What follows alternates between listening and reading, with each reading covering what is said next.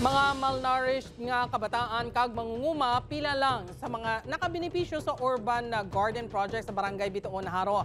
Proyekto nominee sa search for the best 2024 urban and peri-urban agriculture garden sa Western Visayas. Ini ang gintutukan ni Kim Salina. Matahom nga landscaping, kag nanari-sari nga mga tanon, kaangay sang latoy, pipino, okra, dahon kamote, amargoso, patola, kalabasa kag madamo pa. Daw kaangay, ngayara ka lang sa vegetable paradise kung imo ini kadtuan. Ini ang isa ka urban garden project nga makitaan sa Barangay Bituon sa Haro nga ginakabig sa mga pumuluyo nga dako nga bulig sa ila.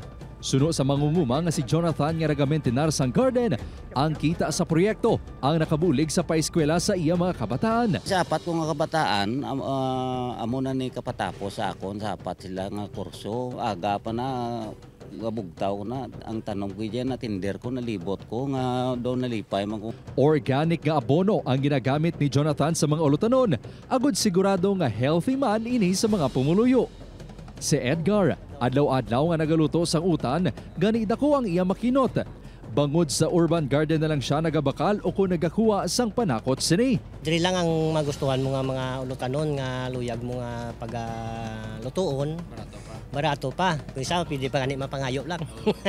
Umpisa sang ginsugura ng proyekto sang 2022, naging benepisyaryo man sini ang mga malnourished nga kabataan sa barangay, lakip man ang mga biktima sang kalamidad. Susubong ka feeding na kami, pero sa next week i-try na namon nga i-invite naman namon ng mga senior citizen. Ang barangay council nga 100% gidya nga naga-support sa amo nga programa. Ang Urban Garden Project sa Bituon ang isa sa mga nominado sa Search for the Best 2024 Urban and Peri-Urban Agriculture Garden sa Western Visayas.